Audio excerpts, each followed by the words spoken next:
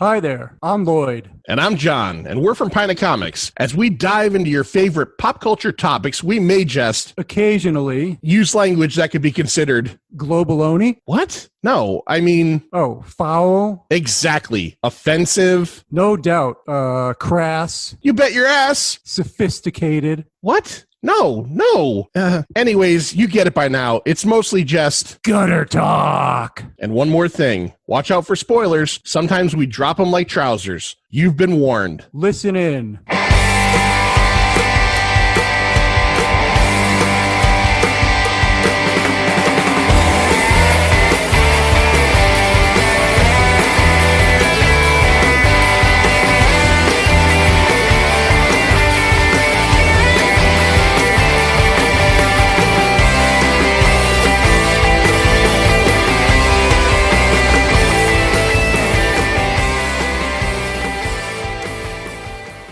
Some films are destined to be known as pure trash, whether through bad critical reviews, poor audience scores, or even troubled productions.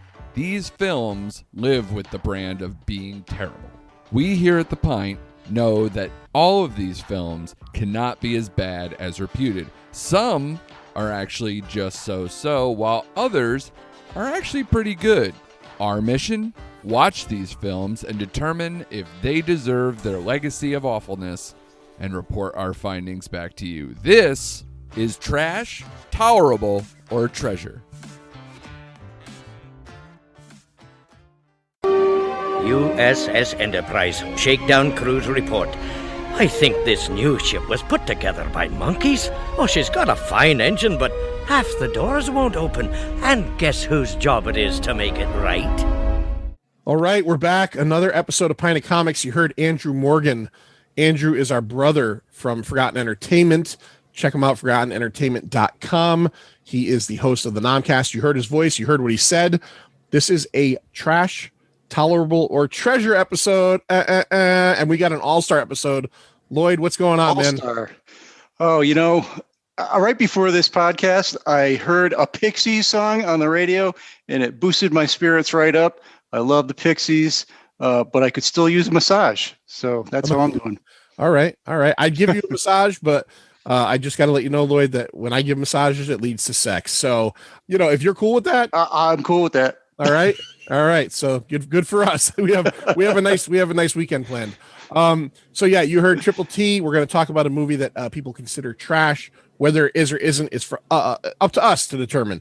Now, this is an all-star episode, as I said, because our guests, we have two different guests from two different, like 6 different podcasts if you count one of them. But we have 2 different guests who have been on Triple T's before. Our first guest from Forgotten Entertainment, as I mentioned, he is the co-host of Forgotten Cinema, the co-host of Kraken One Open, the co-host of Two Player Bros.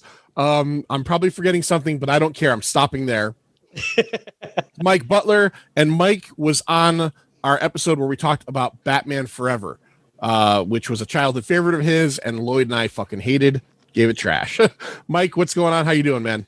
I'm doing all right. I'm hoping I align with you guys this one. I'm hoping I don't piss Lloyd off as much as I did on the Ninja Turtles episode we did as well. Yeah, you better hope you don't. Yeah. I didn't pick this one, Lloyd. I didn't pick this one. That's true. I'm gonna give you either, depends on how this episode comes out, but I'm gonna give you either a spoiler or I guess a callback to a previous episode. Lloyd hated Teenage Mutant Ninja Turtles so much that when we had the guys from So Wizard on and they picked Mortal Kombat Annihilation, he said, "I'm not fucking doing it. I'm out. I'm out."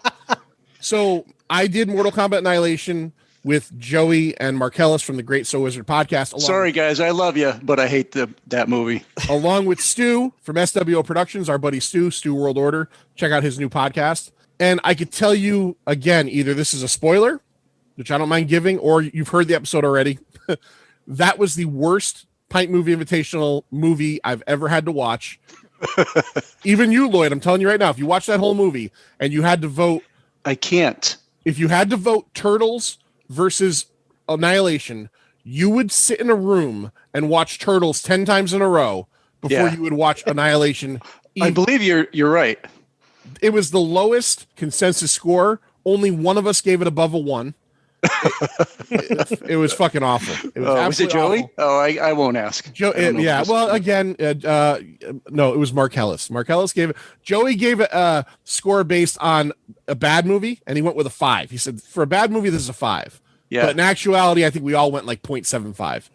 It's a fucking nightmare to deal with. It's That's terrible. my dream to get Field to do that for a Forgotten Cinema episode because he hated the first one so much. I would love for him to watch this other one. Have Just you watch seen him the Meltdown? Have you seen the second one, Mike? Annihilation? Yeah. Oh yeah, I own it on DVD. Oh. Again, when this came out, I was 10, I'm so sorry. and they turned into a dragon. I know it's bad. I know it's way worse than Mortal Kombat 1. I know that Field would probably load a gun and just blow his brains out if he watched it. One of my favorite lines in the movie is when a character who looks like Thunderbird from the X-Men appears out of nowhere and just he's a coyote or a wolf. He turns into a man, and then he looks at the character and he goes, "It's my animality. Ain't that cool?" And this is in the first 20 minutes, and I had an hour and 15 left to watch this goddamn thing. But that's enough about that. Yeah. Our second guest is also he's been on the show several times. We did a Pipe Movie Invitational with him about Star Trek the Motion Picture. He is the host of GeekTime Network, a awesome podcast live streaming show. They are currently doing, I'm very excited about this, a 25-part series where they're going through the Bond movies one by one. They just did Dr. No. Awesome episode. I'm looking forward to being on a couple. I'm going to do Thunderball, and I'm going to do A View to a Kill. View to a Kill was the first Bond movie I saw in the theaters, so I had to pick that. Plus, it's got Christopher Walken as the bad guy. I wanted to check that out. Keith was on our Jaws 3D episode, which was my probably favorite Triple T episode. It was definitely one of the better ones in my mind because at the end of every Triple T, as you know, we talk about what we liked and disliked about the movie. And when we got to the likes, we had such a hard time coming up with anything. It was All right, we bailed out of the lakes real quick. we bailed out of lakes really quick. Keith, how have you been? What's new, man? Pretty good. How are you guys doing? It's good to see you both, and nice to meet you, Mike. Nice to meet you. Yeah, And I just want to say, John, thank you. Thank you for giving me something a little juicier than Jaws 3D this time. You're welcome. You're welcome. There's no Leia Thomas in this one, but we'll deal with it. We got some. But there was naked Nichelle Nichols. We have strange and sexy Uhura in this one, and we will get that. So this episode is Star Trek V, The Final Frontier. Colon, the Final the final frontier. As our friends. I don't see a colon on this box here. Not on that. No, you're right. Yeah. So this is otherwise known. I don't know. I guess this is the one. Now we've talked about this before. People tend to think of the even numbered ones as good when it comes to the original crew, and the odd is bad or not as good. I do want to ask real quick. We kind of talked to Keith about it on the motion picture episode, but Butler, you're a younger guy. You're younger than all of us. Mm-hmm. How did your Star Trek fandom start? Because every episode of Forgotten Cinema, you guys pick out, oh, this person was in Star Trek, and it's always you. It's not Field because he's not as cool as you. So I actually started in the crib while my parents watched The Next Generation growing up. It premiered in, I believe, 87, which is when I was born. And so they'd watch it in the crib, and literally my first sentence, the first string of words I put together was "where no one has gone before." That's a fact, and I think I've said that on the Forgotten Cinema podcast before. So I mean, it is literally in my blood. And I had, when I was growing up, I'll admit it, I had Next Generation toys, like the ones that are smaller than every other action figure that kind of stuck to play with anything else. I had a die-cast aluminum Enterprise D, which I beat the hell out of, which is probably worth a ton of money by now. I would play outside with the toy phasers and stuff like that. I loved Star Trek. I loved the idea of Star Trek. I loved the stories of Star Trek. I loved that it was about exploration. And, even though I started with Next Generation watching the series, I would watch those movies on repeat all the time, including Final Frontier, which I was one of the only bootleg VHS copies that I had to adjust the tracking for. So this is probably the first time I've ever watched the movie clearly in my life. okay, I've never watched it without static. So that was interesting to watch it without having to adjust the tracking on my VHS. That was a punch in the gut when you said you were born in 87. That's the year I graduated high school. yeah, I think I make fun of Field about it all the time. Practically out of college by then. I was 12, so I feel a little bit better, but I could still be I could still be Butler's older brother. All right, so let's go through a little bit here. Star Trek V, The Final Frontier, was released on June 9th, 1989. It was filmed between October 11th through December 28th of 1988. Filmed in and around Owens Lake, California. That's where the Paradise City. Take me down to the Paradise City where the grass is green and the Nimbus, whatever. There ain't no Nimbus ship. 3. There ain't no ship is. And Yosemite National Park. Obviously, that's a pretty big set piece. Now, here's a little factoid. El Capitan. Here's a pretty big factoid for you non-Star Trek fans, or maybe you don't know this, but William Shatner had a special contract written up years ago. And apparently the idea behind this, it was called Favored Nations.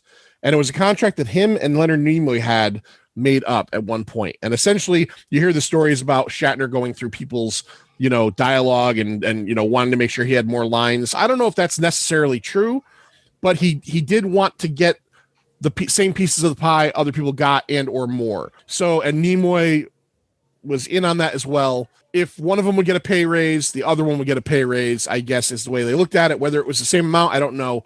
But because Leonard Nimoy directed the prior two films in this series, Star Trek 3 and Star Trek 4, they gave Shatner the keys to this one. Good idea or not? Right off the bat, I'm going to start right there. Keith, do you notice a marked difference? Do you feel like this is directed more poorly than other movies, or do you think that it's not noticeable? I feel like the poor guy got gypped, to be honest with you. I don't think he got a chance to show what he can really do. I mean, it was clear from almost frame one that the budget had been slashed. Industrial Light and Magic was gone, and you can just tell the whole film, the way it's cut, it doesn't feel finished. You know what I mean? It just feels like it feels like it's half done, half baked, and they threw it out there. And it really, to me, I've always felt bad for William Shatner as a result that he didn't get the same treatment Leonard Nimoy got on the previous two. And this was coming off Star Trek 4, which made the biggest profits of all. Right. Huge movie. So that it was the most successful of the Star Trek movies, and they go and slash the budget and treat Star Trek 5 like this, which was supposed to be the last one. But when they saw the final result, they were like, we can't send them off like this. We got to do another one. Do you think, Keith, that part of the problem with this movie was that Star Trek 4 was such a gear shift in terms of the lighter attitude and the humor aspect that when we get back to trying to jump into like a space adventure, that it suffered for that? Do you think that's a possibility? I definitely do. Star Trek 4 is the only one that non-Trekkies can watch and enjoy, I think. I keep telling my daughter that because she loves animals. And I'm like, I want you to watch this movie where they go back and save the whales. And, she doesn't have to know anything else about Star Trek. And I think she's going to love it when I show it to her. You're right. And I think when they went back to making a Star Trek, and this was the plot, the overall plot, it's a classic Star Trek plot. Oh, yeah. Oh, yeah. It's search for the creator, right? Mm-hmm. So I definitely think if you're going to do something that big in concept, you better be able to put the money down for it. And they didn't do it. This was a couple different strikes happened right before this thing started. A writer's strike severely shortened the pre-production period, and a union strike, truck drivers and all these other things. So there was equipment problems when it did get started that was still kind of hanging over. The writer, so the director was William Shatner. If you don't know William Shatner, he's Captain Kirk. You may also know him from TJ Hooker, often rolling over a cop car roof, and or Rescue 911. Remember that with Jem, the on CBS? What was that lawyer show? Boston Legal. Legal, yeah. Denny Crane. This was written by a guy named David Lowery, if I'm pronouncing that correctly. He also had his hand in Dreamscape with Dennis Quaid, as we talked about on Jaws 3D, the poor man's Harrison Ford. Passenger 57, Always Bet on Black, and Money Train, which was the less known of the two Wesley Snipes and Woody Harrelson features after White Man Can't Jump. Story was by William Shatner, David Lowery, the writer, and I'm Keith. Am I saying it? Is it Harvey or Harv Bennett? I think it's Harv. Harv. It's Harv. Okay, yeah. I always thought it was, but I've never heard it. Harv Bennett. This is an interesting story about this guy here. After Star Trek: The Motion Picture came out, and the executives weren't crazy for it, they said we got to find a guy that can take this into the into the next generation of films. And they gave the keys to Harv Bennett, who was a television producer, television guy, right? Yeah. He takes over and he does the films 2 to 5. He ends up leaving after 5 because his original hope for 6 was to do a Star Trek Academy movie, which would be bookended with Nimoy and Shatner playing their older selves, but it's almost like the 2009 Star Trek years before. It would be younger actors playing them. Butler, Star Trek 6, The Undiscovered Country. We're not talking about that today, but I think it's a classic. Would you have rather seen, I guess, Academy movie than a final push off for our main characters? No, I think that's undeserving of the characters, these actors who have played these characters for decades, and the audience who have been watching these actors for decades. They need a proper send off, and you don't get that by casting, some young 80s guy as Captain Kirk and Leonard or William Shatner and Leonard Nimoy. You hire Leonard Nimoy, you get William Shatner, and you get an actual movie out of them. And I think Undiscovered Country follows a through point of the film series about his relationship with the Klingons, getting over his son, peace with the Klingons, which leads nicely into Next Generation, where there is like this peace between both people. It just works better when you have the actual characters and actors playing them. It is totally unserving. And I know they're going to do this with Die Hard too, apparently. The next Die Hard is going to be all young John McClane, how he became John McClane, and it'll probably be the last Die Hard movie. It's like people came to watch this actor play this character. That's how you end it. If you want to reboot it and make the younger characters like you do with Star Trek 2009, which I also really enjoy, but that's its own that's a whole different thing. Let Bill Shatner and let Leonard Nimoy and DeForest Kelley and all of them have a good, proper send-off. And I think Undiscovered Country gives that. All right. I totally agree with that. Yeah. Yeah, I agree too. Decide who are you going to get to play him? Like Rob Lowe? Hey, Johnny Depp. Johnny Depp, is that going to be Kirk or what the hell? If you hear any kids in the background, Butler is the general manager of a Chuck E. Cheese locally, and he couldn't get off of work tonight, so he's recording with us at live. Yeah, I'm sorry about that. They're all like gathered right around where the bar entrance is, so they're just like chilling. They're going to be leaving soon. I hope. I find it funny. It's endearing. It's endearing. It's actually a funny thing. So Bennett ends up. They're going to do it. They're going to do it his way.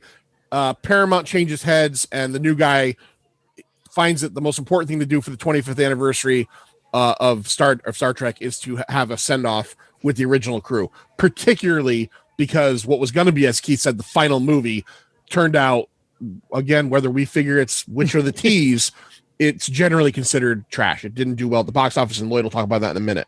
Yeah, so Lloyd, why don't we dive into box office and Rotten Tomatoes a little bit, and then we'll talk more about the circumstances with this film. Let's do it. And let me just say one thing real quick. You're going to hear Lloyd say the names. I'm not going to say it, but you could not have picked a worse fucking summer to release a movie. I was just going to say 1989 was clobbering time, man. Yeah, clobbering time. So starting with Rotten Tomatoes, the tomato meter was a lowly 21%. Now 60% is certified fresh. You get that nice red, juicy tomato. 21% is significantly lower than that. The audience score, not much higher at 24%. It's not setting the world on fire with the audiences or with the critics. Although it did in the first week. So it's a $33 million budget. The opening weekend, it was number one. It made $17.3 million. I'll give you the top 5 of that week. So Field of Dreams, in its 8 weeks, in its 8th week at $3 million. See No Evil, Hear No Evil at number 4. Dead Poet Society, great movie there, at number 3, $7.5 million. Number 2, and Star Trek V disrupted its run at number 1, Indiana Jones and the Last Crusade. All right. And there's another slight tie-in with that movie. Number 1 that week, Star Trek V, The Final Frontier, $17.3 million. All right, so Star Trek V gets a win at least for 1 week of its life. This movie endured more dicking than like Lisa Ann on a typical week. This thing got dicked around a lot. This was also the highest opening weekend any Star Wars film. Star Trek. I'm sorry. Don't you call this a Star Wars? I am so sorry. All right, for the year 1989, Star Trek came in 25th at $52.2 million. So the top 10 that year, number 10, Dead Poet Society, 95 million. Number 9, Parenthood. Number 8, Driving Miss Daisy. Number 7, Ghostbusters 2. Jesus. You're shaking your head for Driving Miss Daisy. I'm shaking my head even worse for Ghostbusters 2. Yeah. Number 6, Back to the Future Part 2. All right. There you go. Number 5, Honey, I Shrunk the Kids. I recently rewatched that. It was one that like I was too old for then. Yeah. But like I was playing with Disney Plus. Me and my wife watched it one night. Rick Moranis, I love him. There's something about him, but that movie's just not very good. I'm sure Butler has a tattoo or something of Honey, I Shrunk the Kids. That's probably right. Like a giant ant somewhere. I have really no attack. I am always sad every time the ant does. Yeah, actually, that does get me. That was pretty rough. That ant does fucking die. That's just all out of nowhere in this comedy adventure movie. And then I didn't think I'd feel bad for an ant. But yet, if an ant was crawling on my shoulder while I was watching that movie, I'd squish that motherfucker. Number 4, Look Who's Talking, 140 million. Number 3, Lethal Weapon 2. I know a favorite of John's. I love Lethal Weapon 2. Number 2, another favorite of John's, Indiana Jones and the Last Crusade. 3 nights in a row when it came out. I went 2 nights in a row by myself because my friends couldn't, like, it was nighttime. It opened on a Wednesday. I went to the Middletown Movie House on a Wednesday night and saw it. Yeah. The next night, I went out again and saw it by myself again. And then the third night, my parents wanted to see it. I went again. It's fucking great. It's great. I don't think I've ever done that in my life. I'll get to the tie-in when we get to the cast. And number 1 that year, I think everybody knows, it's no secret, 1989 Batman. 251 million. Keith, no matter how good or bad this Star Trek movie was, it was released on June 9th. Yeah. Batman came out on June 23rd. Yeah. Did even the best Star Trek movie hold a chance? Absolutely not. But I will say this. I went to the opening night of Star Trek 5 and stood in line with people I worked with and my girlfriend. And then Lloyd, we went back the next night and watched it again. No. Star Trek 5. Yeah. Wow. Yeah. You didn't have enough of a hurrah yet. That's what it was. But once Batman came out, that was going to steamroll just about everything. Yeah.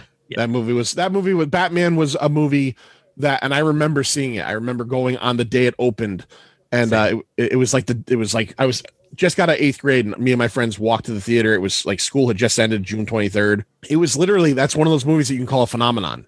It was a fucking phenomenon. It was so incredibly huge. It was a great summer though. It was like every week or two we had a new movie to go see, and God, I lived at the movies that summer. Yeah, I mean, awesome. You know, Lloyd mentioned, you know, it's funny that, you know, about this too, is that I don't know why. And again, I was a Star Trek fan back then. I saw 4 in the theaters. I saw 6 in the theaters. I did not see 5 in the theaters.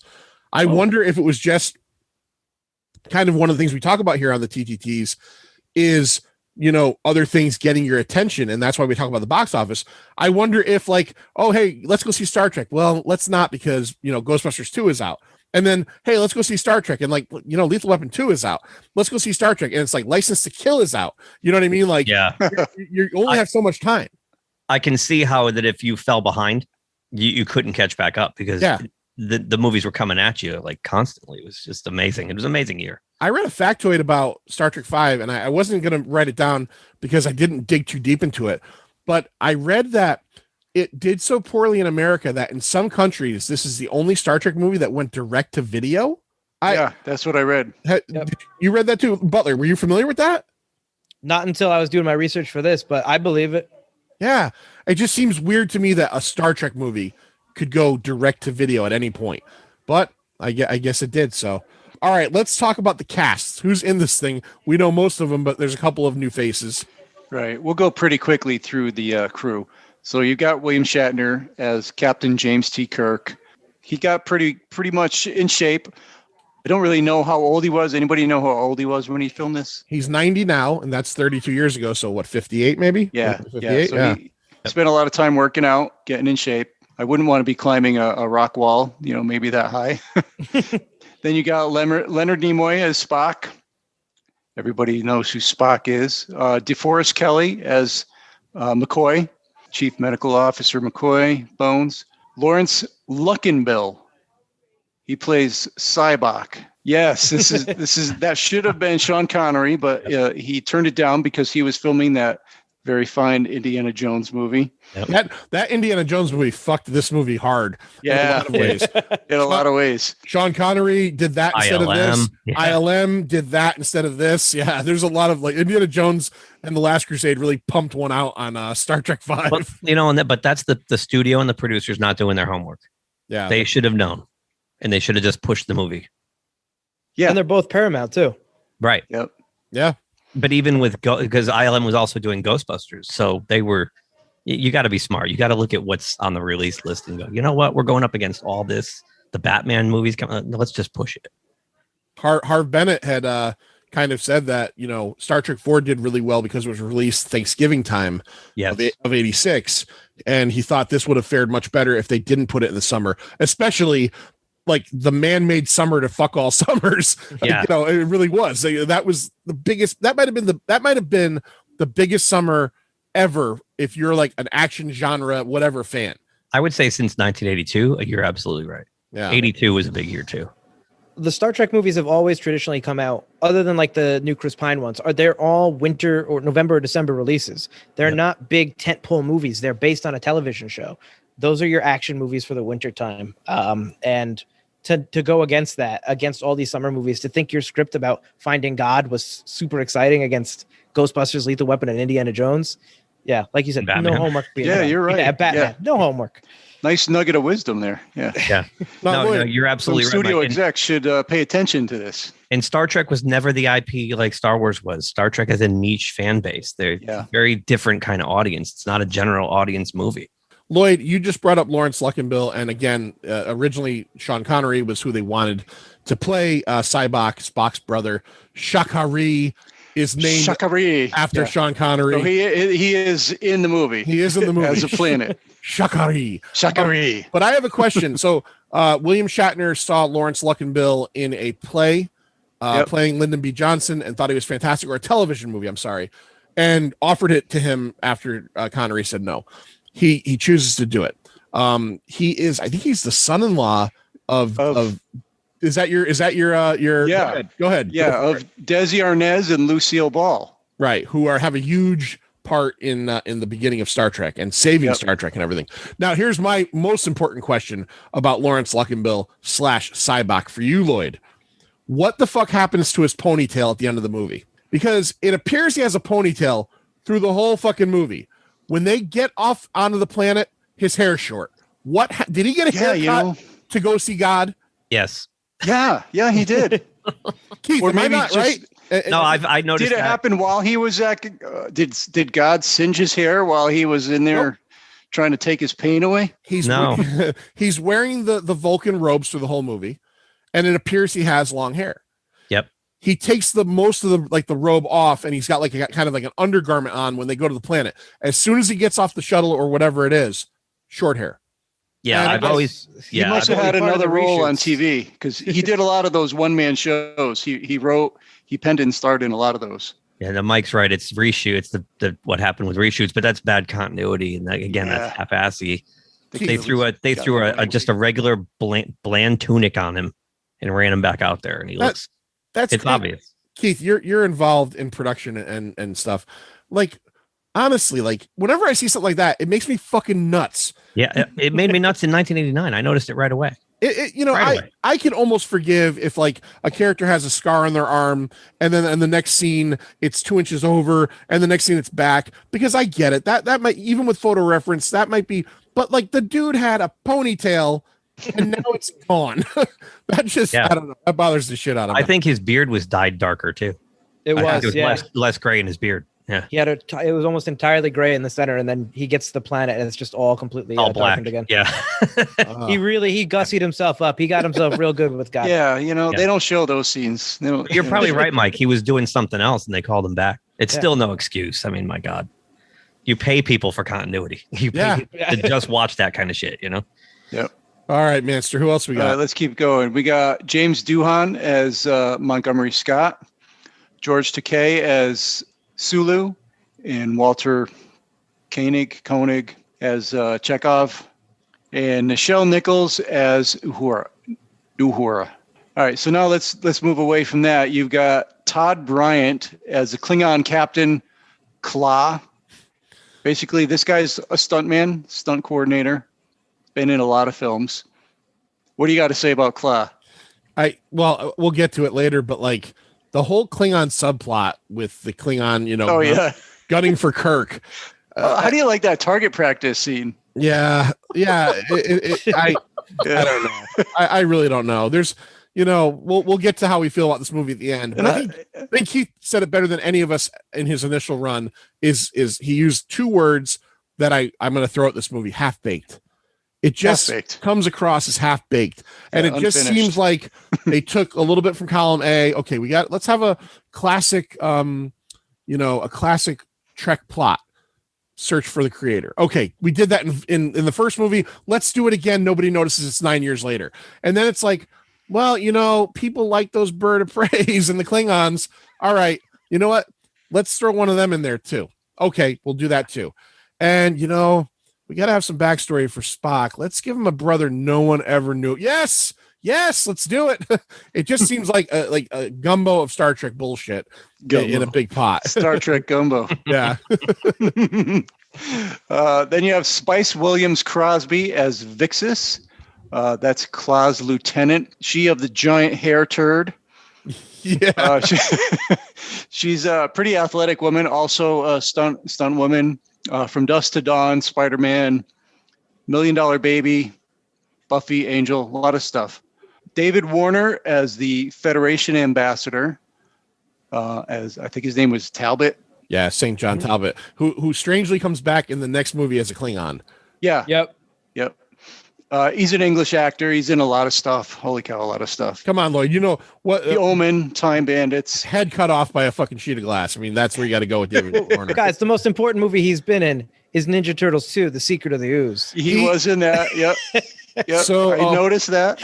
about a month ago from this recording, and about a month after our Turtles recording, I fired up Ninja Turtles 2 and watched it. And yeah, David Warner is the scientist who created the ooze.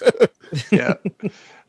Cynthia Gao as Caitlin Dar, and she's the Romulan ambassador. So that's all three. Oh, no, not all three yet. Now, Cynthia Gao, she also has a giant hair turd.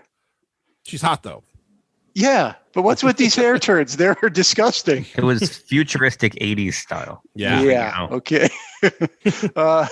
Charles Cooper as Cord, the Klingon ambassador.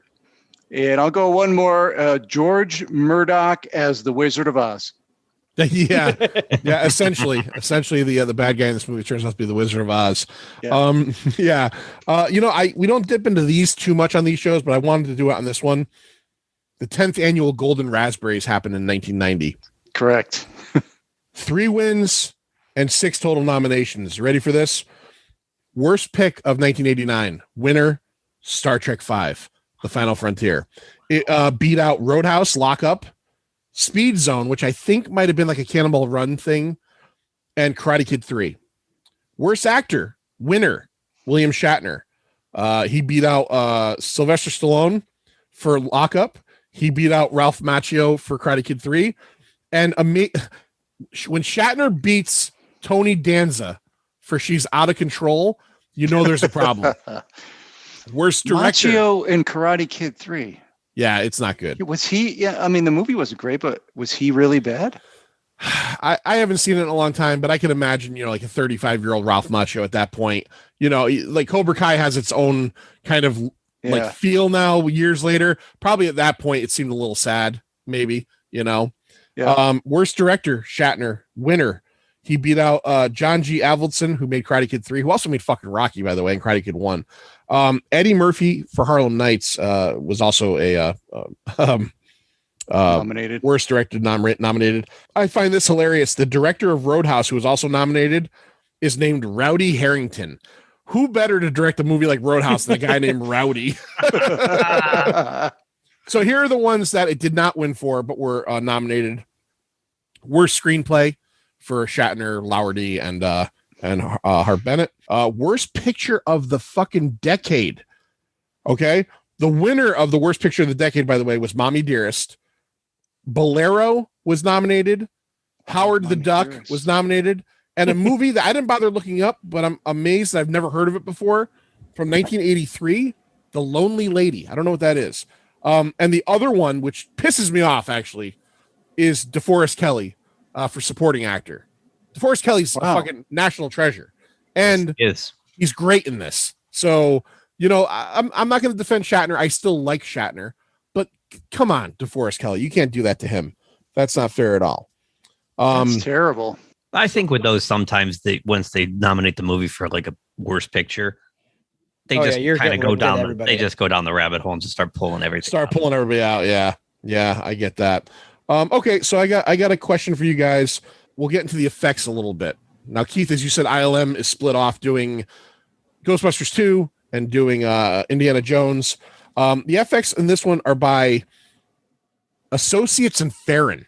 Brad Farron.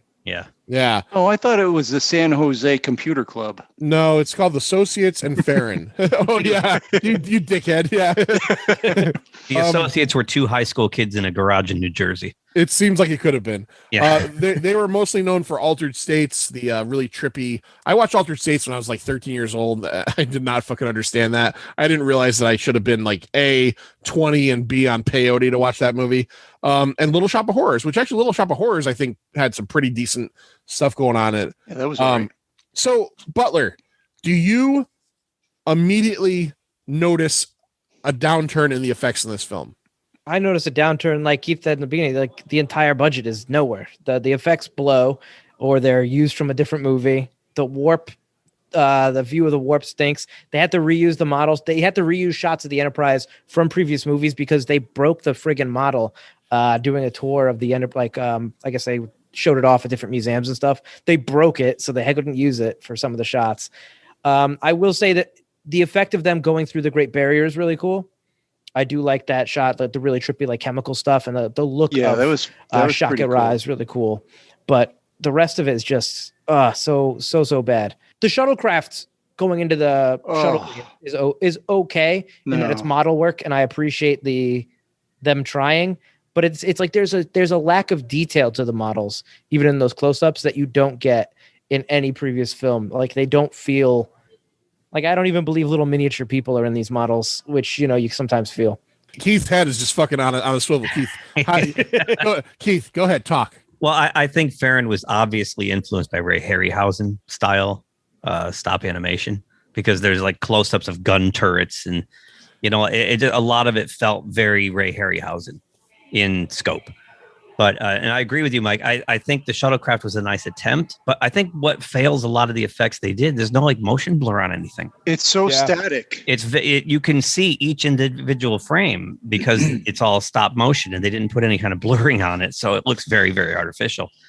I think the only good effect shot in the whole thing, and it's probably the first one they did and blew all the money on, was at the end, when the bird of prey and the Enterprise are leaving Shakari, and Shakari's behind it, and it's well lit. It looks like a classic Star Trek effect.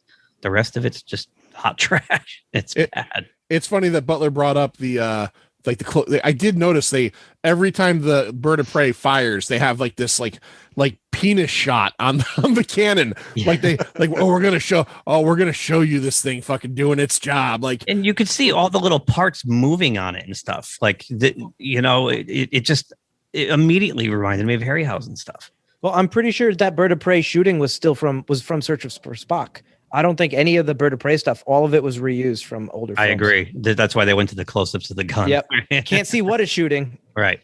Although the Pioneer 10 does scream when they shoot it. It goes, ah, R2D2 style. It sure does. Yeah.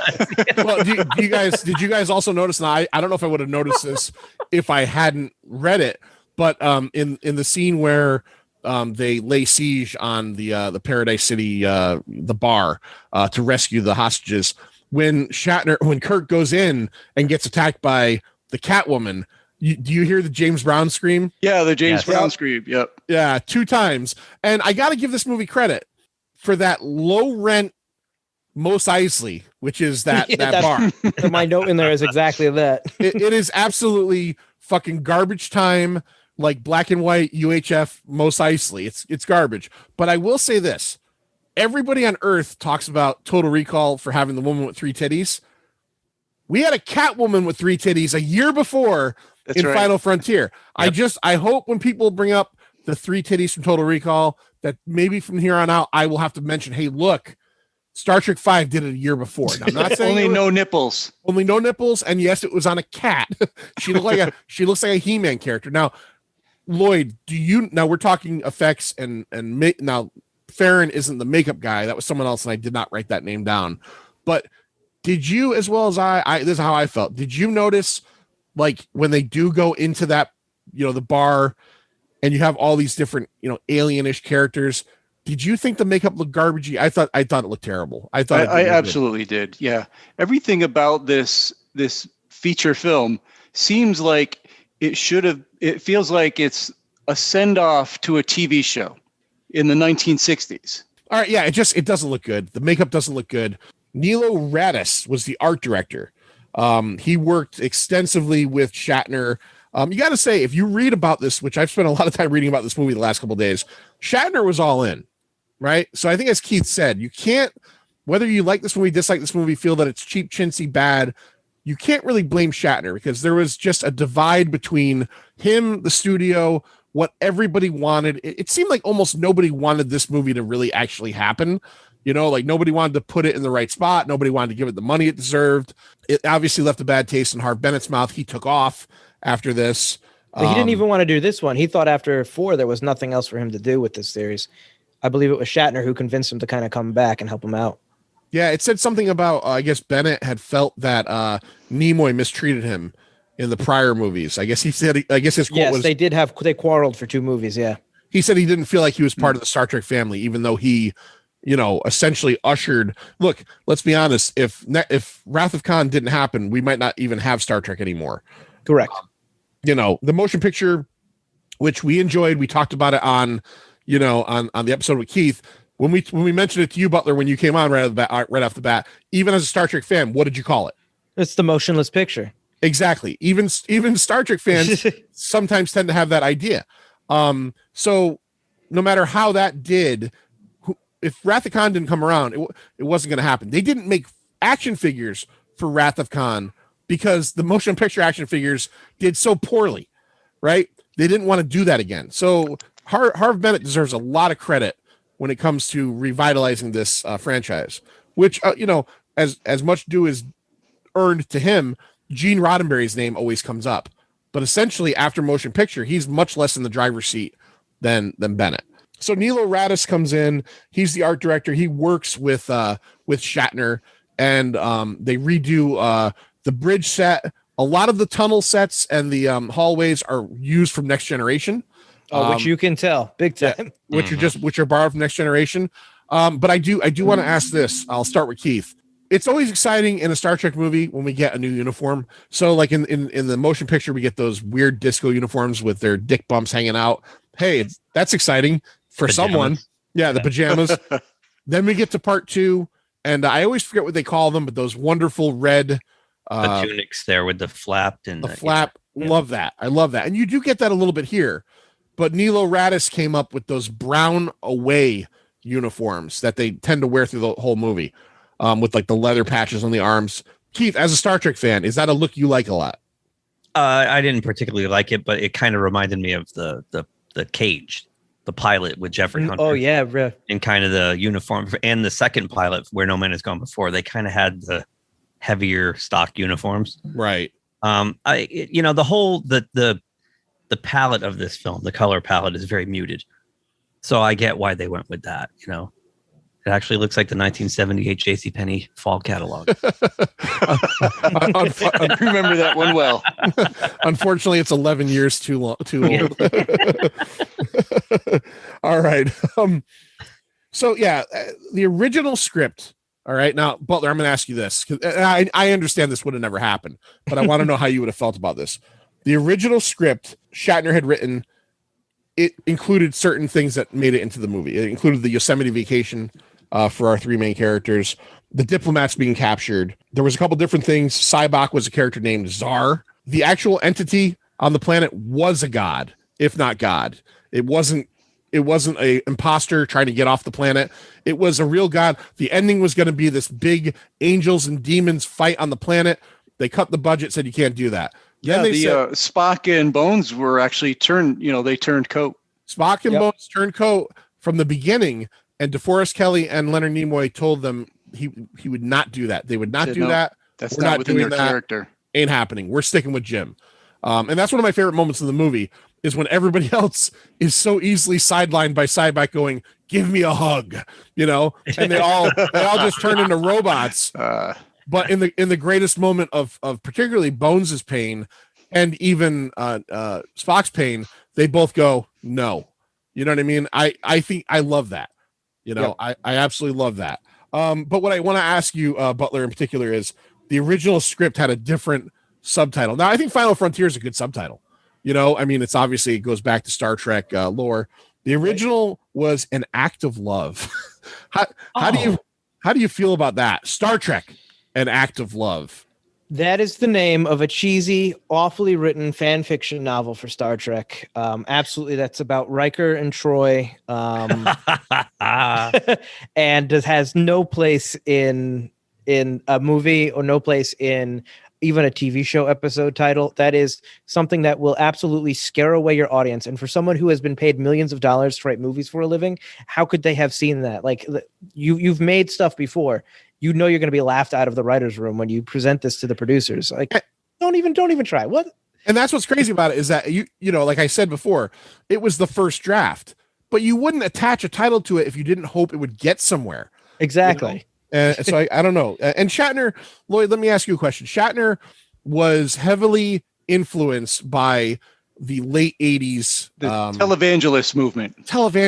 Jimmy Swaggart and Tammy Faye, Pat Robertson, all that and stuff. If you ever listen to the great Ozzy song Miracle Man, that kind of stuff where these people were preying on people and making themselves rich, and we're seeing it again, these mega churches and all that stuff. But do you think Star Trek is a franchise that should have a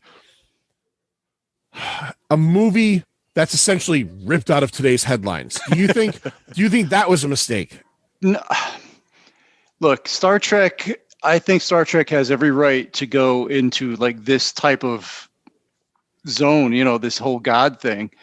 And I guess, Shatner at the time was seeing something in the televangelist movement. He was seeing people being taken in by this, people, putting their faith in these televangelists and, their messages and giving people false hope and all this sort of stuff. So I think it's okay for Star Trek to go there. Yeah, okay. I think it's all right. All right. Good answer. I'm just checking, feeling the pulse. Want to know what you think. I don't think it's wrong either. But yeah, I just think it's interesting that, he kind of became really interested in that whole idea. Now, we kind of mentioned that the end was going to be this big battle, angels and demons. The budget gets cut. Can't do that. Rockmen. Then it was going to be Rockmen. And then the studio said, Keith, do you know how many? They said there was going to be 6 Rockmen. Yeah. But then they said, how many could you have? Do you know this, Keith? 1, and it's a guy in a rubber suit. So 6 Rockmen, first of all. And then it's like, you know what? We checked our pockets. We got enough for 1 Rockman. $350,000 each. And it's going to be a guy in a suit. And the way we're going to convey, and this is Farron and Associates or Associates and Farron, the way we're going to convey him being like made of like lava or magma is, I guess, a bunch of guys with tubes smoking cigarettes were blowing into, and the suit was smoking. Right. Yeah. So this guy. Did you actually see any of this? I saw some footage. Yeah, I've seen the footage. Yeah. Oh, I did not. Yeah, this is the only. No, you know what? Fuck, I do own it. So if I'll have to look on see if there's special features. I watched it on Amazon Prime. I didn't realize I owned it. It's right fucking there. Anyways, that's funny. I didn't realize I own it. I didn't. I must have bought it for like $6. And the really crazy thing is last year during the like the real heavy part of the coronavirus and everything, I watched this last year too. I watched weirdly last year I watched every Star Trek movie except for 2, which is the best one, but it's also the one I've seen the most. But so yeah, you get 1 rock monster, and then you know what? No rock monsters. We're gonna have a rock formation, and which at best looks like styrofoam. Butler, have you seen that bad of a rock effect falling over in a movie in a long time? The rock effects falling over are so bad, and the rock monsters are rumored to have been so. Though you can see it, they are so bad. The movie the producers in the cut went, you can't show this to people. Yeah, apparently I have Shatner was never pissed. heard about that. That something looks so bad. They were like, we can't let people see this. Yeah, Like that's apparently. pretty friggin' bad. That's come on. Yeah, Shatner really wanted Shatner that. lost his mind when he saw it. He was like, Yeah. pissed. Rumor I don't has it disagree. that the Galaxy Quest rock monster, that Is scene with Tim inspiration? Allen is kind of a cheeky nod at that whole. Yeah, I'm sure Shatner saw that and didn't just give them the finger or anything. Right. I know Shatner wants for a while was petitioning to get his own kind of Snyder cut of this movie and get some money and kind of finish it, which I think he's deserved. He actually asked Paramount for money for like a home video release, and they told him no. And that's crazy because I mean, especially in a time like right now, put it this, look, let's be honest, Star Trek fans are disenfranchised, in many ways. I know Keith is a Star Trek fan. I know, you guys might differ. I know Keith isn't so into the new stuff. Butler, are you a fan of the newer stuff, or are you just kind of? No, I really like Discovery. I'm very excited for Strange New Worlds. I think they don't know what the fuck they're doing with the movie franchise because it should have been 4 years ago. I should have had a new movie, but that's fine. But I do think they're also trying to sell Paramount Plus and just put that Shatner cut up there, and you get somebody else who doesn't like Discovery or maybe only pays for the 4 months when it's that they stream one season at a time and then cancel it, which I did after the first season. Go, hey, but in between these things, we've got a Shatner cut of this. Pay me $15 and you can watch it again. Yeah, you can't tell me that's easy money. You can't tell me that. I mean, Keith, as a Trek guy, as an older school Trek guy who isn't as into the newer stuff. I hate the new stuff. It's garbage. I'm a fan of Discovery myself. So if they were to say, we're going to put out a Blu-ray of the Shatner cut, and it's not even going to be fully produced. It's going to maybe have some, stuff put in there that's not finished. Would that be something you would jump right on? Oh yeah, in a hot second. Yeah.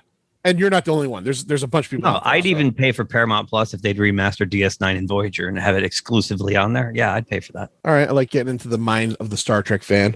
Shatner really put his heart into this thing. He worked effortlessly and tirelessly with, all of these partners, and nothing worked out in the end. His original cut he handed in to Paramount was whatever written here, 2+ hours long. It was a little bit over 2 hours long. And they said to him, we want an hour and 45 minutes. Reason being is that I'm sure Butler, they could play more times in a movie theater. Yeah, you could play dog shit in a movie theater as many times as you want, but if it's not good, no one's coming to see it. Right. So Bennett then was handed the keys by the powers that be at Paramount to get it under 2 hours. And apparently this is where a lot of friction between Bennett and Shatner come into play, because Bennett cuts out a lot of stuff. Shatner sees it and freaks the fuck out. Shatner kind of essentially, from what I read, had the mind that you can't cut anything out of this thing. What I have is the final product, and that's that. Obviously he didn't win, because I think this movie, if I remember correctly from last night, is an hour and 46 minutes long. Yep. So he did not win, and we're talking about a Shatner cut, which might have included some more stuff. If I'm missing anything in particular, guys, jump in. If you don't think I'm missing anything in particular, I think it's time we kind of jump into our likes and dislikes. Let's jump in. All right, let's jump right in. So let's start with Keith. Give us a like. Give us something positive you want to say about Star Trek V. There's a lot of likes for me.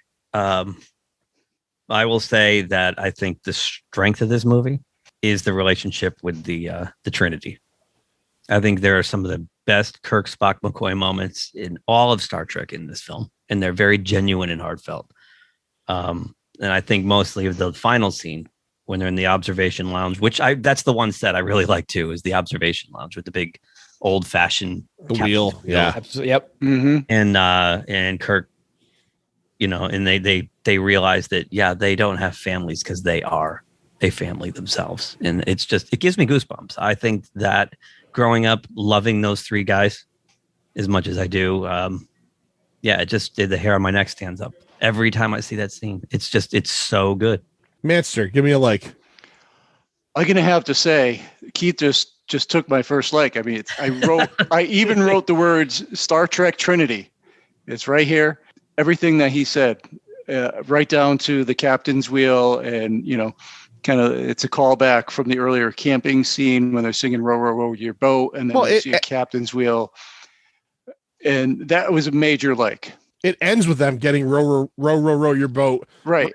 Yeah, they get it right. Spock sings it. Right. Spock sings it. And it sounds much better this time around. I would challenge anybody that even likes Star Trek casually, that if they were on this show, to come on and not give that answer. I know Butler had that answer, and I had that answer as well. Yep. Is even though this might be, again, considered trash, who knows how we feel, this still has, seriously, like some of the best moments between these three guys.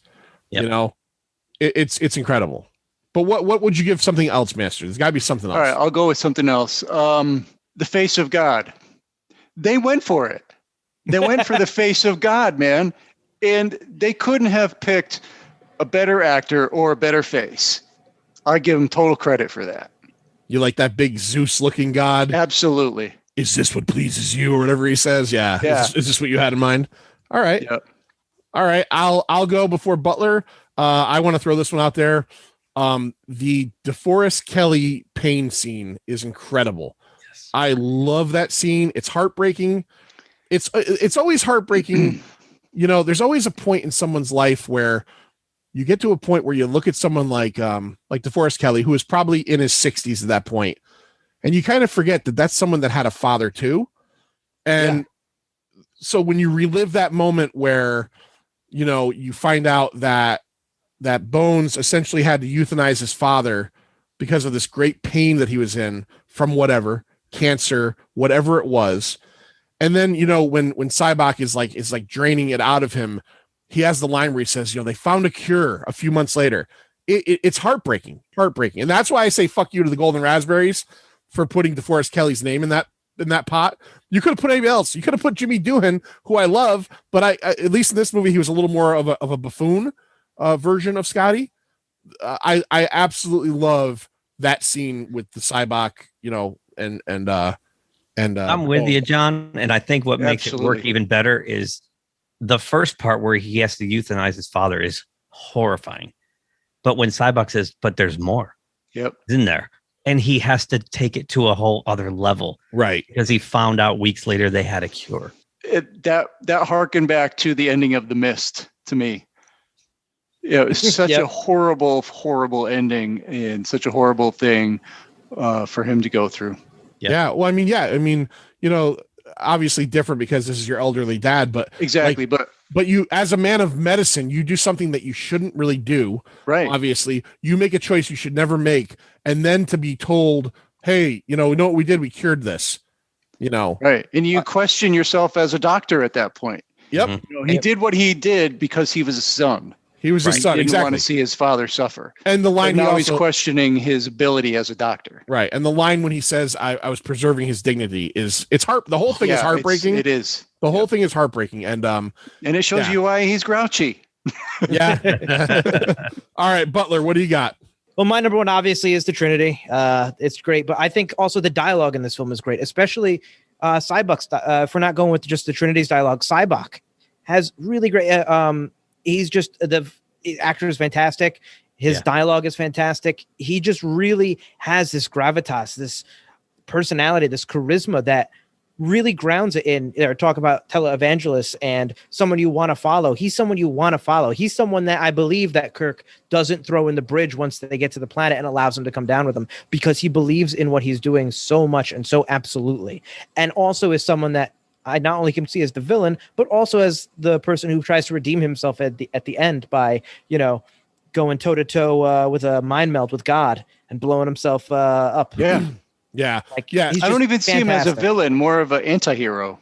Yes. Yeah. Yeah. Well, the guys on the Inglorious Treksperts podcast like to say there are no villains in Star Trek, only antagonists. Yes.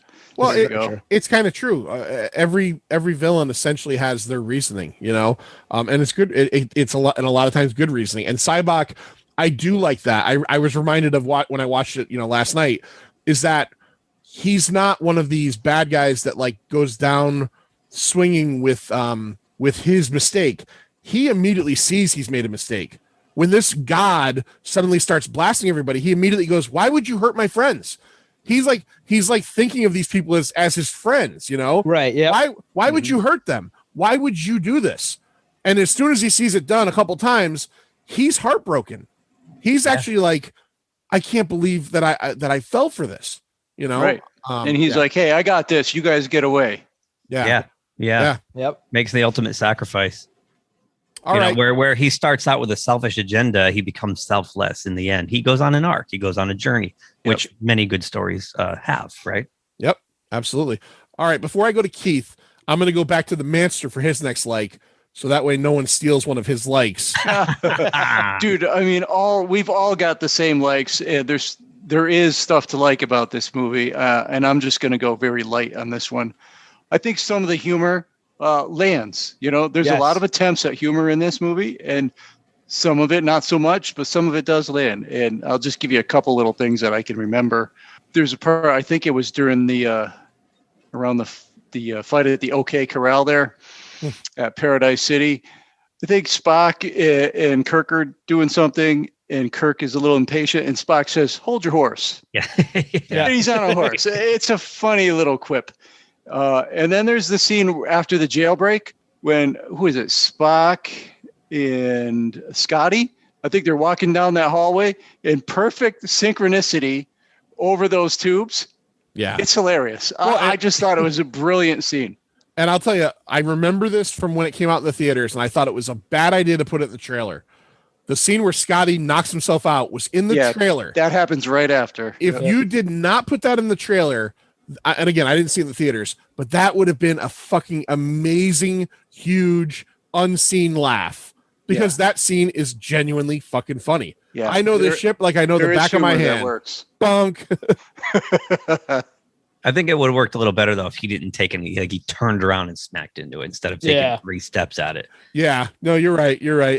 Again, I do think that Scotty in this one is played a little buffoonishly, more so than he normally is. Right. All right, Keith, what do you got for your next like? My next like, I guess I guess I'd have to kind of go with Mike on some of the dialogue. I think there's some really snappy dialogue, and it goes back to Lawrence Luckinbill's character Sybok again. He really does carry the film ably. You know, even though he was a replacement, he was Dollar Tree Sean Connery. It works, and I think that one of the best lines in all of Star Trek history. Excuse me, I'd just like to ask a question. What does God need of the starship? When Shatner figures out this is a false god. It's so good. A false god. We've been duped, and we got to get the hell out of here. There's some cringe dialogue, but most of the dialogue is actually really well done. Butler, what do you got? I was going to say, what does God need with a starship? But I'll go a little further with that and just say that I think, like, giving William Shatner the raspberry for worst acting is just fuck off. Yeah, he's fuck Captain off. Kirk, and I think no one knows Captain Kirk better than William Shatner. Honestly, I think that I've read a couple of his books, and they're all right, but he knows Kirk. He fucking knows Kirk. He is Kirk, even if in real life he's not. And he wrote a book about how he's a coward and all this. He's afraid of heights, but he is absolutely himself. He has another great line that I love, which is I don't want to share my pain. I need my pain. My pain is what makes me me. And, you know, watching that when I was little, I was always like that, which is probably why I don't let anybody know what I'm thinking or my emotions. It's probably unhealthy, but I think it's a great line. And it is what makes Captain Kirk, and is this great opposite force to Sybok and how Sybok thinks. And everything about Kirk and his relationship with realizing finally after years that his crew is his family, that he has a family, realizing that Spock and McCoy are his brothers, you know, fighting God with every last breath he's got, unquestioning God. That is all Kirk. His hatred of the Klingons shows through in little bits of dialogue. You know, the Klingons really must hate you. You know, the feeling's mutual. Just little bits and pieces like that. It's all just really, really good and really well done. I'm with you. The scene in the brig, there's some subtleties to his acting. You know, where McCoy says, if you don't like what he's done, throw him in the brig. And Kirk's like, he just kind of rolls his eyes. Yep. You know, there's just little things that I thought his performance was really, really good. Trivia for, I'm sure you guys know this, but for listeners out there, what would you call her? His ensign, I guess. that he gives his shirt to when he comes back from Yosemite is his daughter, Melanie Shatner. Yep. She's in a couple scenes in the beginning there, and she's also, she's throughout the movie. But I'm going to go. The Admiral on the screen, Bob, the Admiral is Harv Bennett. Yes, Harv Bennett is the Admiral that tells them, oh, what is it, like a casual Friday or whatever he says to him. Like, I could do the shower. Yes. Yes, that was a great line. I have my own but I will mimic everything you guys have said. I think the dialogue works in many ways, and I do think that this movie, as we kind of talked about early on, had the challenge of following up Star Trek 4, which really ramped up the humor, right? There was always little bits and pieces of humor in these movies, and because it's Star Trek in the end is kind of a family thing. It's joyous. It's not supposed to be dark. It's supposed to be an adventure. It's supposed to be a space adventure. And obviously with the family aspect of these guys on this 5-year mission plus, there's going to be some joking and all that stuff. But 4 really ramps it up. So then 5 comes around and you got to kind of maintain some of that. And I found that more often than not, the jokes worked. I'll be honest, because, and I'm going to tell you right now, even if they weren't written well, it's DeForest Kelley, it's George Takei, it's Walter Koenig, it's these guys that have been working together at that point for 25 years or whatever it was, 28 years, who we all know in real life mostly don't give a fuck about each other, but they're the ultimate professionals because really you would never fucking know that. No, the scene where Sulu and Chekhov are hiking and they, we're in a blizzard. They just look like they're just having fun with the whole thing. Yeah. You know what I mean? When you watch that, you're like, these guys are at the point with this, that they're just like, let's just have fun. Yeah. We know these characters so well. And we've told all these stories. Let's just have fun. The Star Trek crew, the original crew of actors, proves to you, when you think about your favorite baseball team or hockey team or football team, you think these guys must be a family. And some of them probably don't ever even talk to each other. But when they get on the field, they can win championships or do whatever they do. I watched an interview not too long ago on YouTube with Walter Koenig where they asked him about each member of, and there were some of them he talked about like he doesn't even know them, like they're foreign to him almost. And you think, okay, at Butler's job or at Keith's job, there are people that you have like that in your life, like, oh, I've worked with him for 6 years, but I never talked to him really. We got different shifts. We talk here or there. But that's essentially how these guys do it. They're not all best of friends, but when it comes to the fucking chemistry, they're top. The on-screen chemistry. Even that little joke at the end when Sulu and Chekhov are following the Klingon. Oh, she's very muscular. It's like she has wonderful muscles. Wonderful muscles. It all works. It all works. But I will say one of the things I liked about this movie, and I get it, it's overplayed a little bit, but I like the idea that after essentially what you would assume was a rush job to get them a new Enterprise, that it's fucking broken. Nothing works. I kind of like that. I kind of like the fact that, we think it's this great moment in Star Trek 4 when they come back after self-destructing the Enterprise in 3 and they rise over the Excelsior and, Sulu's, excited about the Excelsior and then they rise over it and, you get this new Enterprise NCC 1701-A, and it's this fucking moment. When I watch it to this day, I get goosebumps. Because it's like home. Yep. But then you get to 5, and the reality is it's a shit box. Like it's not finished. Nothing is working. Even the captain's log fucking explodes. Like I just kind of like that. I miss my old chair. Yeah, I miss my old chair. I like that whole through line. By the time 6 rolls around, they're used to it. It's fine again. But I do like that. Okay, so it gets a little gratuitous, but you're right. It doesn't bother me. I'm fine with it. It's like he's trying to talk to the Admiral and things are smashing. He's like, hey, could you turn? Hey, can we stop with the noise? I like that. I like the fact that he's talking to the Admiral, and because so much of stuff is going on, that they're like working around him, and he's just like, can you just leave? The toolbox falls over and shit spills all over the ground. And it reminds me of part 1. When they walk onto the bridge the first time and there's people like on ladders, like doing shit in the ceiling. And, there's a guy with a fucking armor-alling the dashboard down. We got to get unpleasant dislikes. We'll start with Butler. Butler, give me a dislike. Everything about Paradise City, I think. Well, not everything about Paradise City. I think the idea is cool. I think I like the idea of, you only ever see stuff in Starfleet in a lot of these Star Trek things. You don't ever see humanity outside of Starfleet very rarely, especially in the movies, and you finally do.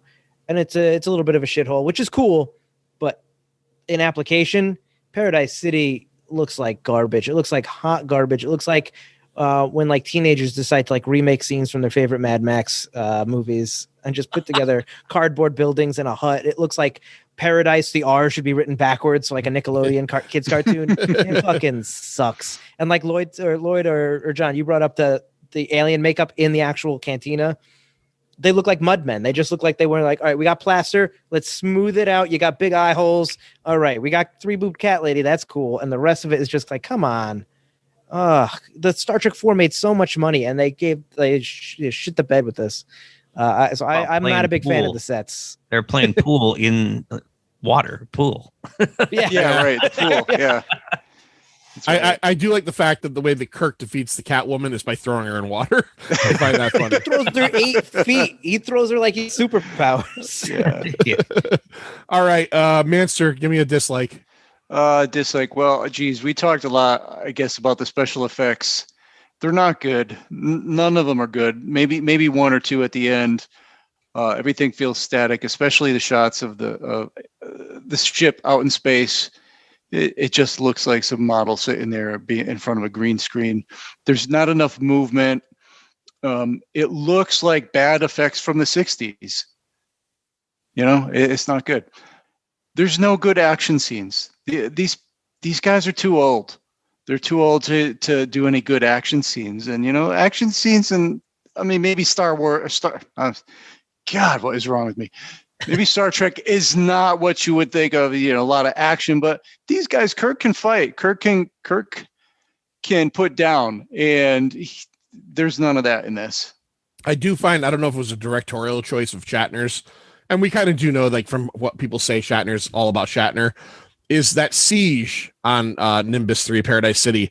They follow him as he fights everything. You got all these other characters, and I think, if I remember correctly, you've got like Starfleet Marines, and you don't really have any moments with them, but you have Kirk like running and shooting people in the, I found that to be a weird choice, just to focus on him a lot. Maybe that wasn't all they focused on, but I noticed it a lot. I'm like, man, he's really wants to set the point that he's in good shape and that he's like an action hero in this scene.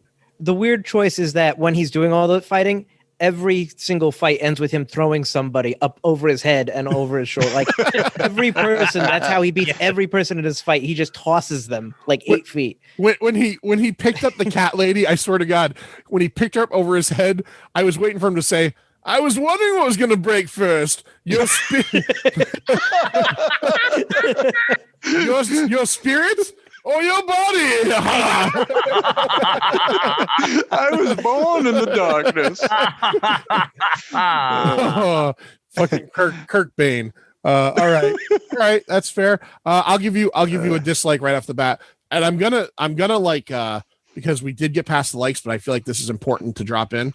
I'm gonna squeeze fart in a like real quick. I know what you're gonna say because I forgot about it too. But the music. Thank you, Jerry Goldsmith. Yep. The Jerry Goldsmith motion picture theme, which at this point had been appropriated by the Next Generation. This is 2 years in the Next Generation, but the music is fantastic.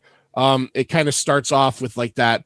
It's not a overture, but it's kind of, it starts as it's coming into focus, and it's great. I love it, and I think it's a shame we didn't mention it earlier, but that is great. I do want to say, before I say my first dislike, this is a question I should have asked earlier. For Keith and for Butler, I'll start with Butler, being the Next Generation guy. Do you think that a part of this movie suffering so greatly was that people had moved on to Next Generation by now? No, and I know that's what a bunch of producers think. They think it's because they fucked up. Because they fucked up, they're going to blame Next Generation. No Star Trek fan wants less Star Trek. No Star Trek fans going, no, I got Next Generation. I'm good. I don't need to see Kirk and Spock and McCoy in what could be their last movie. That is, I was reading that fact. They listed that on like IMDb and Wikipedia in like different interviews like 5 times. And it just seems like that's a producer. That is classic Hollywood pointing the blame on something else. Y'all fucked up. Y'all didn't give them enough money. You didn't give them enough creative control, You cut stuff out. You didn't get a better effects house. It's completely their fault that it sucked, and or it didn't suck, but it's completely their fault that it didn't do well and that things were mishandled. And to say it's because Next Generation is just people wanted to just stay home and not watch a movie. As a Star Trek fan, and any Star Trek fan, even the casual ones are going, yeah, I didn't want the major motion picture version that we've been watching years. After Star Trek 4 did so much money, was the most successful one, probably made new Star Trek fans. That's the reason it failed. That is classic Hollywood pointing the blame on somebody else. Everything spot on. And I will even add in, at that point, there were 2 seasons of The Next Generation, and those are barely watchable. They're so bad. They're so bad. So if they think that those 2 seasons of Next Gen hurt their movie, then they know they've made a real stinker, because there's no way. I hated the first 2 seasons of Next Gen. I had given up on it. And then I skipped the 3rd season until people I worked with said, no, you should. It got really good. So then I gave it a chance again. But those first 2, there was like 4 or 5 good episodes out of the 52 that they had. It was awful. More than 52. Their seasons were so long, the first few seasons. They were 26, 27. Yeah. There's a handful of good ones from the first 2 seasons. So, no, it's a cop out. You're absolutely right, Mike. I can't say it any better. All right. Okay. So my dislike, my first dislike is the entire Klingon subplot. I'm not saying that it necessarily has to go, but do it differently, add to it. You have to get them out of there somehow. Yeah. Well, yeah, no, and I agree, and I get it. Yeah. I get, that this is the legendary James Kirk, and this guy's like a young upstart, and he's going to go hard on him. I get all that. He's going to dishonorably shoot him in space in an unfireable shuttlecraft. Yeah, he would be laughed out of the Klingon Empire for killing an innocent person without not in battle. And at least to the writer's credit, they wrote that into the story. Right. That like his commander had said, no. And I do love the bit at the end where at the little soiree, he gives Kirk the chess thing, and Kirk gives it back like, fucking kid, Kind of another great Shatner moment right there. Yeah. Oh yeah. Just Shatner look, like he gives the thing and he kind of just like rolls him off like, right. All right. I'm done with you guys till the next movie. But I don't know. I think maybe they could have built on Cybok more. I don't think you necessarily had to have the conflict there. It just feels tacked into me. Keith, what do you got? Mine is more aesthetic in a way. Andrew Laszlo shot it, and he's a really good DP, and it's early on in the movie more than later. Later on in the movie, they start doing dollies and pushes, right? But early on, they're doing bad 70s like zooms. They're using like a zoom, and it's like, it's zooming, and the guy's out there drilling the holes, and it's zooming in, and it's like, whoa, what the hell? Some of that stuff, it's edited poorly. That I'm thinking of like when the false god starts zapping him with the laser eyes. You see the lightning come out of his eyes, and then there's a cut, and Leonard Nimoy's laying on the ground. Like you don't even see him get hit. Very poor. The rocks coming out of the ground. It was just bad model work, and it was just. I get it.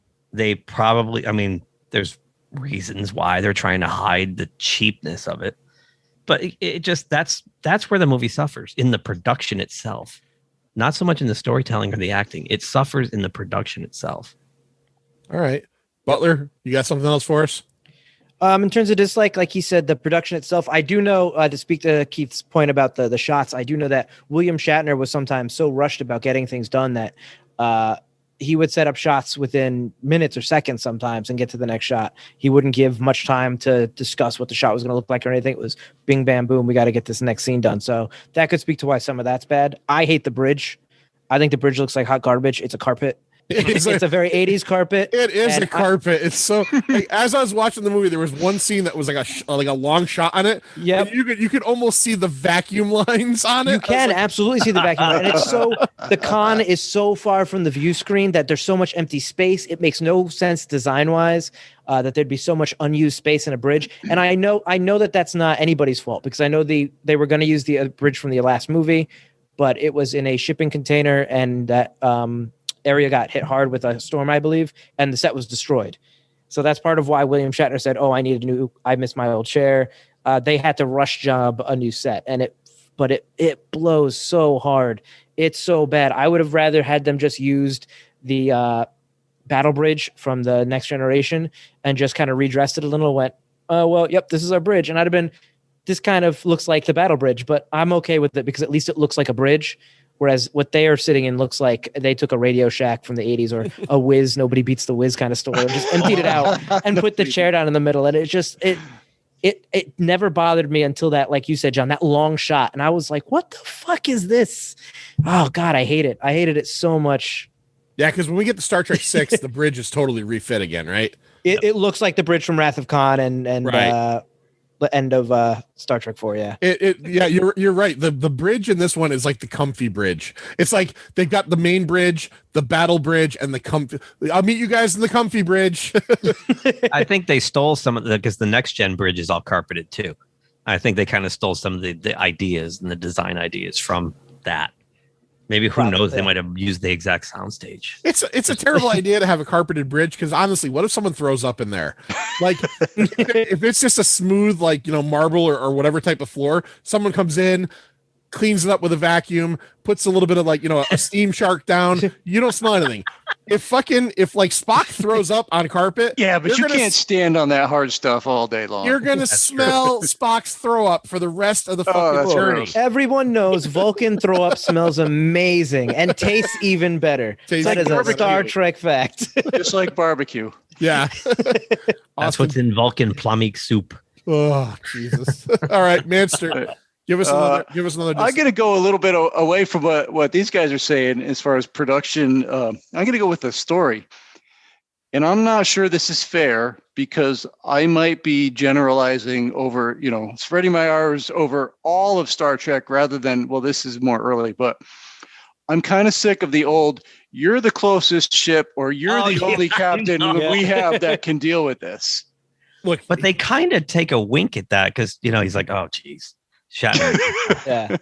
I think the biggest problem with that whole thing, and I agree with you. I was going to mention it earlier when we were talking about the episode, is, you know, yeah. So the Admiral Bob calls up and says, you know, we need you. You're the closest ship. When the scene before that, when they're showing you the Enterprise, the Excelsior is right fucking there. Yeah. Right. They're on Starbase 1. They're on Earth. Yeah. The Excelsior is docked, and unless the Excelsior still doesn't work from Scotty doing whatever he did two movies ago, I'm pretty sure it could get there faster. Yeah. They're always the closest ship, man. I'm just tired of it. Yeah. Yeah. That's fair. All right, Keith, Mike, I'm going to let you guys go for one more if you have anything. I do. Keith, what do you got? I not so much as dislikes as I'll call these missed opportunities. Okay, that's fair. The first one's a small one. I just think that the secondary cast didn't have much to do, and the forced weird romance with Uhura and Scotty was That was so weird. bizarre and out of left fucking field. weird. And, like, didn't make any sense. So weird. I'm just going to tack onto that for one of my dislikes. Just I'll put it as a subcategory to what you just said. The whole Uhura dance scene, really odd. You just took two of mine right there. Yeah. Really, really fucking bizarre, really odd. I don't know how I feel about it. Nichelle Nichols, attractive woman, no problem with that. But it feels like it's out of a different movie, out of a different series. It does not work. Why did you do it? David Lowery, It writer. feels like some stupid Indiana Jones gig. No, I wouldn't even say that. It really does. Like I don't know something what really it feels bad. like.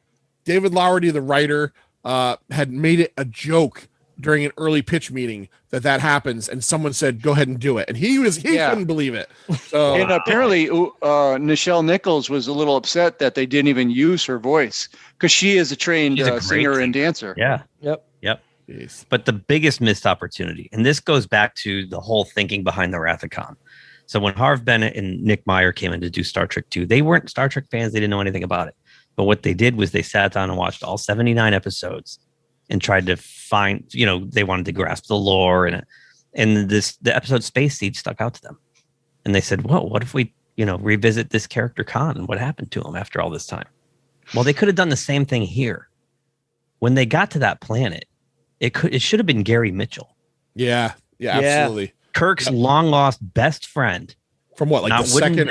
wouldn't that really pose a quandary for Kirk? His old friend is now a god. He's evolved into a god. I believe the Star Trek comic, the sequel comic to the 2009 movie, actually took that idea. Did they really? Yeah. because they're smarter than the guys who wrote Frontier. It's just, it's in not that we're talking about Star Trek Generations, but they did it again in Generations when Picard finds Kirk in the Nexus and he's in love and living in the cabin. Yep. Why was that not Joan Collins from City on the Edge of Forever? It was some weird woman. I forgot her name. Yep. Yeah. Let's not even talk about that. But I still remember seeing that movie. And again, I'm not nearly the Trekkie you guys are. Trekker, by the way. Sorry that you guys are. I'm a fan. And I love Captain Kirk. When I saw Generations in the theater and Kirk dies from getting shot in the back, I literally I wanted to throw up. My stomach hurt because you don't kill America's fucking hero by shooting him in the back. Malcolm fucking McDowell, some shitball character. That's a whole. He doesn't get shot in the back. He gets killed on the bridge. Under a bridge. He gets crushed by the bridge as it falls. By a bridge. Doesn't he get shot in the back? No, he shoots the joints of the suspension bridge and he collapses with the bridge as he's holding it. He falls the bridge. They go tumbling down the mountain. And the bridge lands on top. Yeah. Then I got to cut. It's symbolic. He gets killed by a bridge. Get it? Get it, John? Get it? Well, I feel terrible now because I thought he had gotten shot in the back. I just want to know what Brandon Braga was on. What designer drug he was on when he wrote that one. But we're not talking about Generations, which we could. There's another TTT for you. We could do that. You know what? If we do that, you guys are coming back for that one. But it's the missed opportunities. The fact that you could have tied it back to the original series again with another open-ended plot.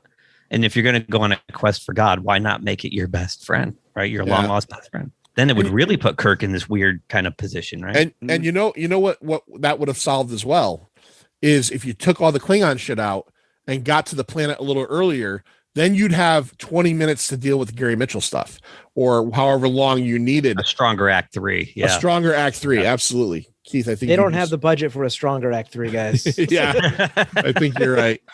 All right, Butler, let's finish off with your last dislike and then we'll go into TTT.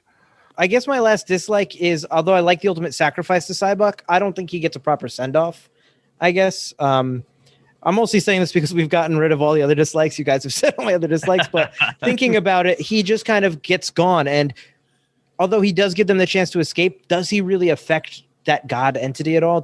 I would have liked to know if he weakened it enough that it was just shooting laser eyeballs at Kirk, even though it seemed like he could destroy the planet anytime he wanted, or like was Cybuck kind of part of it and still fighting with him? You get a little bit of those moans and groans where it looks like, oh man, I'm in pain. The God character's in pain or angry and like he's still fighting with Cybuck, but I don't think you get enough of that to really know what the hell's going on there. You're right. It's an unsatisfactory resolution. It's just like, okay, well, this is how we're going to end it, and we're going to beam you up now. Yeah, and all I did was kind of weaken it. Yeah, for a little bit. Yep. All right, let's head into our ratings. And if you're not familiar, again, this is a movie that's considered trash by a lot of people. So we're going to determine whether we thought it was trash, whether it's not so bad after all, it's tolerable, or fuck it, I love this thing, it's treasure. I do want to say right off the bat, guys, thanks for coming on. And this is probably close to 10 of these episodes now. This is maybe my favorite that we've done. I feel like we've really gotten a lot. I feel like we really, we dug in pretty good. In pretty good. There's been a couple movies that we've enjoyed that were, again, Keith was on Jaws 3. It was fun talking about Jaws 3, but it was hard to dig into it because other than people backing into a shark's mouth, it's just all bad. But I'm most interested in hearing your guys' ratings. That's why I'm going to make me and Lloyd go first. Lloyd, what do you give Star Trek V, The Final Frontier from 1989? The Final Frontier. Well, it's Star Trek, so it's hard to just give it trash, It may be considered trash. Yeah, maybe you got 21%, but it's still hard. You got the Holy Trinity right there. There's, it's a pretty ambitious storyline. It's kind of a very glorious attempt at making this a really grand Star Trek. I think it sort of falls flat there. There's a pretty decent villain / anti-hero. There's a really poignant thing with McCoy and his father. You learn new information there, and I think that's marvelous. It's really sad, but it's a really good revelation for Star Trek fans. And so to me, it doesn't rise to treasure for me. and it's definitely not trash. So it's right in the middle, tolerable. All right, I'll go next. Manster, you basically reached into my soul. You pulled it out. You were like Steve Vai, and my soul was a guitar. You played it. I'm tolerable as well. This movie, we're going on the final product, and there's enough good in this movie. You cannot call this movie trash, in my opinion. I don't know what the guys are going to say, but based alone on the Kirk, Spock, McCoy stuff, it automatically rises above trash level. Yeah. Yes, it might not be the most, engaging plot. Yes, there might be a lack of, like you said, action or real conflict, but you got a lot of good stuff in there. So I go tolerable myself. Mr. Butler, what do you got? I think you have to give this movie 2 scores. I think you got to go 1 for if you're a Trekkie and 1 if you hate it, or if you're not a big, even if you're just like semi-casual.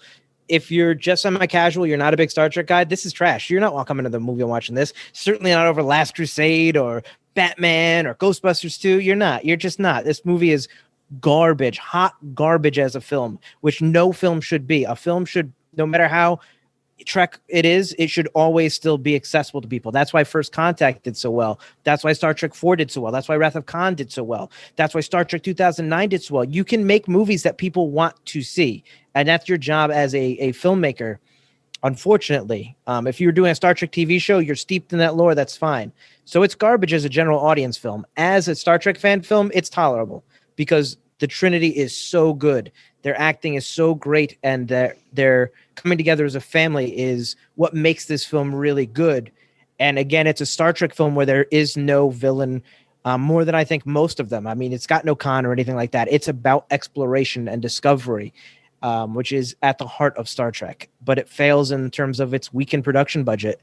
Its failure to capitalize on certain ideas, like Keith said, or like you said with the Klingon subplot. And in that way, a Star Trek fan can rest on the characters that they love and know being written better than they have in any of the previous movies, but it fails in as a movie. So trash as a moviegoer, tolerable as a Star Trek fan. All right, I knew there had to be someone to fuck with our rating system. That's right. All right, Double rating. Butler, I'll Damn you, Butler. I'll go tolerable then, because I am a Star Trek fan. You can take my personal rating of tolerable. All right. If Mr. Field, your partner on Forgotten Cinema, were to sit down and watch this, and he is not a Star Trek fan, what do you think he would give this? And he doesn't like calling stuff trash, right? You guys have talked about it. Like, he doesn't like giving zeros or anything like that. We don't like giving ratings. Yeah. Well, I have gotten Field to start watching Next Generation. He is on season 5, and he has watched all the films. He has watched Final Frontier, and I don't think he hates it. But I don't think it's definitely, I think if he watched it again, he would appreciate the Kirk McCoy Bone stuff. But yeah, he would be shitting all over the way this movie was made, big time. And I think in the end, he would give it I think he'd give it a tolerable, but begrudgingly so. Okay. Let's finish off with Keith, Mr. Geek Time. First, Mike, you're awesome, because this whole time I'm going, I actually want to give it kind of 2 scores, but yeah, I have to pick one. Just do it, man. And then you did that. System. Just give it your score. So for me, perhaps we could cover a little philosophical ground: life, death, life, things of that nature. The studio and the studio interference, they are trash for what they did to this. This is Exhibit A for what happens when a studio meddles in someone's vision completely. Spartan sets, bad effects, hackneyed editing, who knows, the script might have even been I don't know how many drafts. It didn't feel like it was totally polished. The stuff with Kirk, Spock, and McCoy was clearly the most important, and everything else just feels tacked on.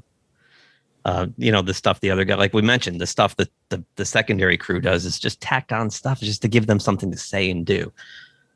So yeah, I'm kind of riding with you on that, Mike. The studio's trash for what they did because it's a giant missed opportunity. And I think when you're taking the thematic core of this movie, which is facing your mortality and facing down your creator, potentially, and your faith, staring your faith right in the face, right? Those are things that Star Trek's always been about, in my opinion. Star Trek's always about the characters and philosophy and morality. And it has all of those tenets in it. but it falls down as a feature film. It's not a feature film. It's a 2-part episode.